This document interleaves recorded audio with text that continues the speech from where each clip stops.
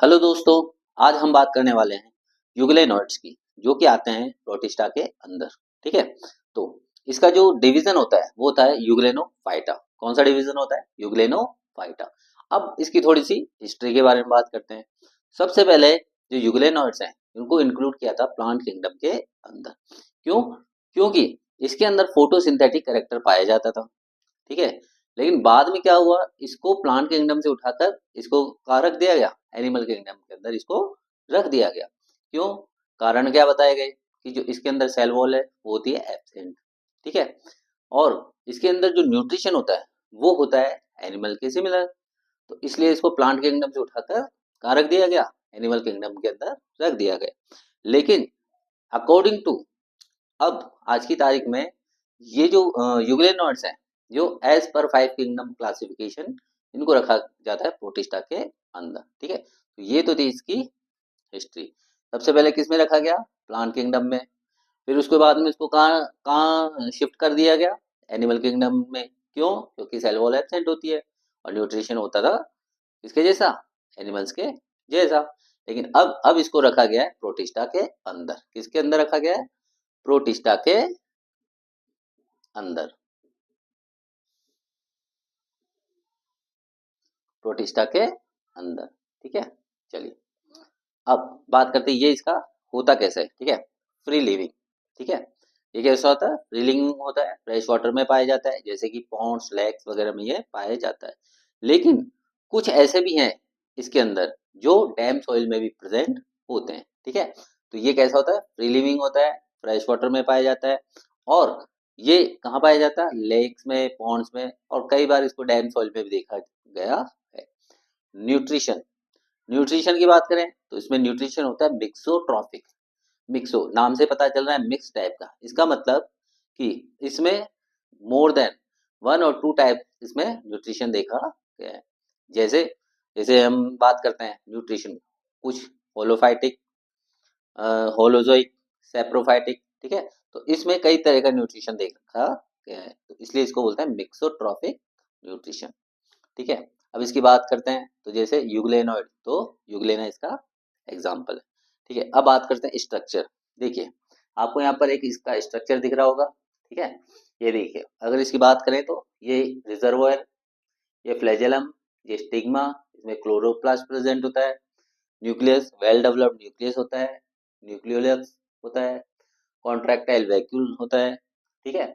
और इसमें बाहर एक पेलिकल होता है। ठीक है। तो हम एक एक को यहाँ पर डिस्कस करते हैं। ठीक है। सबसे बात करते हैं इसकी कि ये कैसा होता है। ये होता है यूनिसेलुलर। कैसा होता है? यूनिसेलुलर। ठीक है। और इसके चारों तरफ सेल मेम्ब्रेन होती है। जो सेल मेम्ब्रेन होती है वो बनी होती है लिपोप्रोटीन की। किसकी बनी होती है? लिपोप्रोटीन की। ठीक है। और ये जो सेल मेम्ब्रेन है इसके बाहर भी एक कवरिंग होती है, उसको हम बोलते हैं पेलिकल। ठीक है। क्या बोलते हैं हम उसको? पेलिकल। ठीक है। पेलिकल। और ये जो पेलिकल है ये बनी होती है प्रोटीन की। और साथ में इसका जो नेचर होता है वो होता है इसका इलास्टिक इन नेचर। ठीक है। तो ये कैसा स्ट्रक्चर में कैसा होता है? यूनिसेलुलर होता है। इसके चारों तरफ सेल मेम्ब्रेन की कवरिंग होती है। सेल मेम्ब्रेन किसकी बनी होती है? लिपोप्रोटीन की। ठीक है। और इस सेल मेम्ब्रेन के चारों तरफ भी एक कवरिंग होती है, उसे हम बोलते हैं पेलिकल, जो कि प्रोटीन से बनी होती है और इलास्टिक इन नेचर होती है। ठीक है। अब बात करते हैं रिजर्वॉयर। ठीक है। तो जैसा कि हम देख रहे हैं स्ट्रक्चर में, ठीक है, इसकी जो एंटीरियर पार्ट है, जो यूग्लेनॉइड है उसका जो एंटीरियर पार्ट है, वहां पर एक रिजर्वॉयर मतलब एक कैविटी प्रेजेंट होती है, जिसको हम क्या बोलते हैं? रिजर्वॉयर। क्या बोलते हैं? रिजर्वॉयर बोलते हैं। और वो कैसी होती है? एक कैविटी के जैसी होती है। Next, flagellum. जो रिजर्वोयर होता है उसके बेसल पार्ट से, ठीक है, फ्लैजेलम ओरिजिनेट होता है। ठीक है। तो फ्लैजेलम कहाँ से ओरिजिनेट होता है? जो रिजर्वोयर होता है उसके बेसल पार्ट से। तो आप देख रहे होंगे यहाँ से ये फ्लैजेलम ओरिजिनेट होता है। ठीक है। जो फ्लैजेलम, इसमें मोस्टली क्या होता है? फ्लैजेलम एक ही होता है। जो फंक्शन ऑफ फ्लैजेलम होता है वो यूग्लेनॉइड में एक ही होता है। ठीक है। चलिए अब बात करते हैं कॉन्ट्रैक्टाइल वैक्यूल की। तो देखिए contractile vacuole helps in osmo regulation. Osmo regulation. अब ऑस्मोरेगुलेशन क्या होता है? ऑस्मोरेगुलेशन का मतलब होता है कि to maintain the water and important fluids in the body, ठीक है, जैसे कि मान लो साल्स वगैरह, ठीक है, उनका बैलेंस बॉडी में बनाए रखना, उसी को हम बोलते हैं ऑस्मो रेगुलेशन, ठीक है। चलिए, अब इसकी जो हर एक सेल है, प्रत्येक सेल है, वो कैसी होती है? हैप्लॉइड होती है, और उसके अंदर क्लोरोप्लास्ट प्रेजेंट होता है, ठीक है। ये जो सेल है ये कैसी होती है? हैप्लॉइड, इसमें न्यूक्लियस प्रेजेंट होता है, साथ में इसमें क्लोरोप्लास्ट भी प्रेजेंट होता है, ठीक है।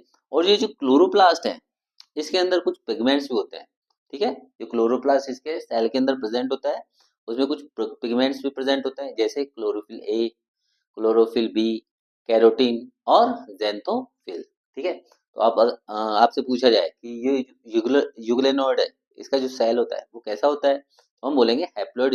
हैप्लॉइड इसमें न्यूक्लियस प्रेजेंट होता है, साथ में इसमें क्लोरोप्लास्ट भी प्रेजेंट होता है। और जो क्लोरोप्लास्ट में उसमें कई तरह के पिगमेंट्स प्रेजेंट होते हैं, chlorophyll A, chlorophyll B, carotenes और ज़ैंथोफिल्स, ठीक है। अब बात करते हैं इसके मूवमेंट की, ठीक है। तो यूग्लेनोइड कैसा होता है? मोटाइल होता है, ठीक है, मोटाइल होता है। और ये जो यूग्लेनोइड है वो दो तरह का होता है, एक होता है फ्लैजेलेटेड, एक होता है नॉन फ्लैजेलेटेड। फ्लैजेलेटेड से आप समझ रहे होंगे, यानी कि इसके अंदर फ्लैजेला प्रेजेंट होता है, और इस फ्लैजेला की मदद से ये लोकोमोट करता है, ठीक है। या जो अपना लोकोमोशन है वो किसकी हेल्प से करता है? फ्लैजेला की हेल्प से करता है। लेकिन अब अगर हम बात करें नॉन फ्लैजेलेटेड, जो नॉन फ्लैजेलेटेड यूग्लेनोइड है, तो वो कैसे अपना जो मूवमेंट है वो कैसे करते हैं? मूवमेंट ये भी करते हैं, और इनका जो मूवमेंट होते हैं उसको बोलते हैं रिगलिंग और मेटा बॉडी मूवमेंट। कौन सा मूवमेंट बोलते हैं? रिगलिंग और मेटा बॉडी मूवमेंट इसको बोलते हैं। इसको हम यूग्लेनोइड मूवमेंट भी कहते हैं। क्या कहते हैं इसको? यूग्लेनोइड मूवमेंट भी इसे कहते हैं। अब बात करते हैं कि इसके मूवमेंट होता कैसे भाई। फ्लैजेलेटेड में तो क्या होता है? फ्लैजा फ्लैजेला प्रेजेंट होता है, उसकी मदद से ये अपना मूवमेंट करता है। लेकिन जो नॉन फ्लैजेलेटेड है उसमें तो फ्लैजेला होता ही नहीं है, तो फिर ये मूवमेंट कैसे करता है? तो देखिए, ये अपना मूवमेंट करता है, जो पेलिकल होता है उसमें जो वेव मोशंस होते हैं उसकी मदद से अपना मूवमेंट करता है, ठीक है। एक बार दोबारा समझते हैं। जो नॉन फ्लैजेलेटेड यूग्लेनोइड्स है उसमें क्या होता है? जो मोशन होता है वो होता है अ, वो होता है रिगलिंग मूवमेंट, या इसे हम मेटाबॉडी मूवमेंट भी बोलते हैं, और इसे यूग्लेनोइड मूवमेंट भी कहते हैं। किसकी वजह से होता है? जो पेलिकल प्रेजेंट होता है सेल मेम्ब्रेन के चारों तरफ, उसमें जो वेव मोशंस होते हैं उसकी वजह से ये अपना मूवमेंट करता है, ठीक है। चलिए, अब बात करते हैं स्टोर्ड फूड, ठीक है। किसकी बात करते हैं? Stored food. तो इसके अंदर स्टोर्ड फूड होता है, वो होता है पैरामाइलम और फैट, ठीक है। क्या क्या होता है? पैरामाइलम और फैट, इसमें स्टोर्ड फूड प्रेजेंट होता है। रिप्रोडक्शन, ठीक है, लास्ट पॉइंट रिप्रोडक्शन। देखिए, इसमें जो रिप्रोडक्शन होता है, ये सेक्सुअल रिप्रोडक्शन होता है, वो होता है बाय लॉन्गिट्यूडनल बाइनरी फिशन। किस तरह से होता है? बाय लॉन्गिट्यूडनल बाइनरी फिशन, ठीक है। तो हम इसके एक बार बात करते हैं। देखिए, जैसे मान लो कि ये कोई यूग्लेन है, ठीक है। अब इसमें जो लॉन्गिट्यूडनल बाइनरी फिशन है वो कैसे होगा? इस तरह से इसमें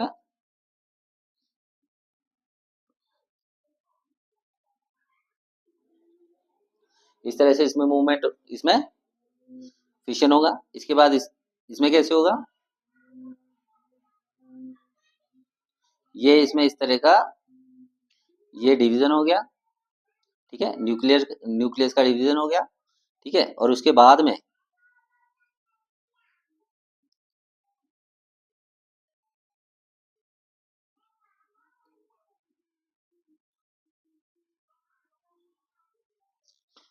ठीक है, इस तरह से इसके अंदर बाइनरी फिशन होगा, और इसके द्वारा दो नए यूग्लिना इसमें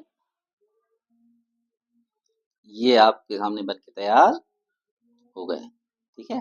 तो इसी को हम बोलते हैं लॉन्गिट्यूडनल बाइनरी फिशन, ठीक है। तो ये कहाँ से बिल्कुल बीच में से डिवाइड हो रहा है, और इसने दो अपने तरह के न्यू वो यूग्लिना बना दिए। ठीक है, सेक्सुअल रिप्रोडक्शन, इसमें आज तक अभी तक सेक्सुअल रिप्रोडक्शन देखा नहीं गया है। ठीक है, तो ये था हमारा यूग्लेनॉइड। ठीक है, डिवीजन कौन सा होता है, यूग्लेनोफाइटा। पहले किस में रखा गया, प्लांट किंगडम में, फिर इसको एनिमल किंगडम में ट्रांसफर किया, उसके बाद में 5 किंगडम क्लासिफिकेशन के द्वारा इसको प्रोटिस्टा में रखा गया।